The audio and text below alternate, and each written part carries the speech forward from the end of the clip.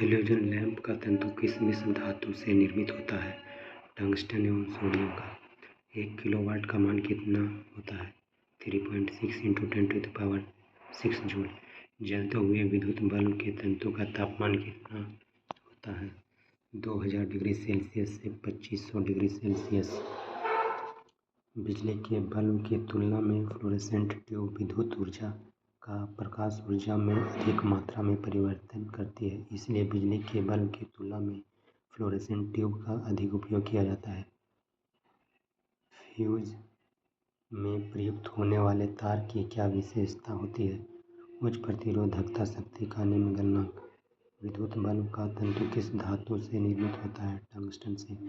Storage battery को charge करने हेतु किस धारा की आवश्यकता होती है? दिष्ट धारा की। डायनेमो बिजली उत्पादन हेतु प्रयोग में लाया जाता है। यह ऊर्जा से किस प्रकार संबंधित है? यह यांत्रिक ऊर्जा को विद्युत ऊर्जा में परिवर्तित करता है। कम वोल्टेज पर कार्य करने पर विद्युत मोटर जल जाता है क्योंकि वे अधिक विद्युत धारा खींचते हैं जो वोल्टेज के प्रतिलोमानुपाती होती है। टरबाइन व डायनेमो से बिजली को प्राप्त करने में ऊर्जा के किस रूप में विद्युत ऊर्जा में परिवर्तित किया जाता है? यांत्रिक ऊर्जा। घर में सुरक्षित विद्युत सप्लाई के लिए उपयोग में लाए जाने वाले फ्यूज तार निम्न गलनांक वाली धातुओं से निर्मित होती है। ट्रांसफार्मर किसके लिए प्रयुक्त होता है? विद्युत धारा के वोल्टेज को नियंत्रित करने के लिए।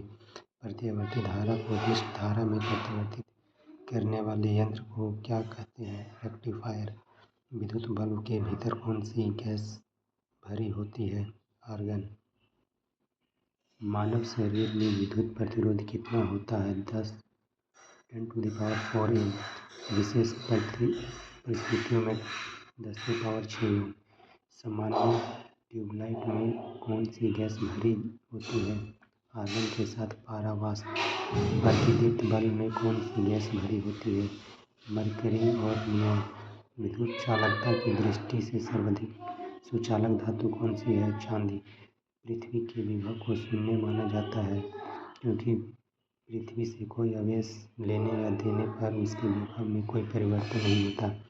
अगर प्रतिरोध वाले एक तार को पिघलाकर उसकी आधी लंबाई के तार में ढाला जाता है तो तार का नया प्रतिरोध क्या होगा?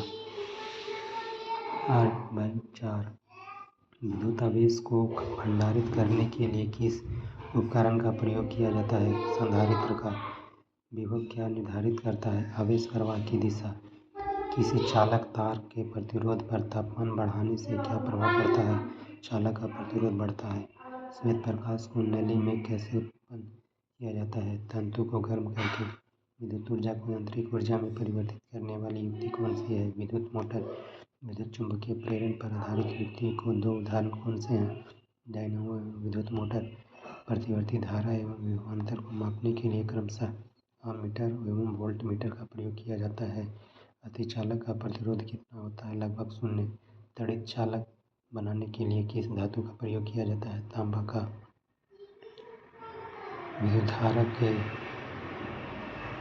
विद्युत धारा में समान आवेश एक दूसरे को प्रतिकर्षित करते हैं जबकि विपरीत आवेश एक दूसरे को आकर्षित करते हैं।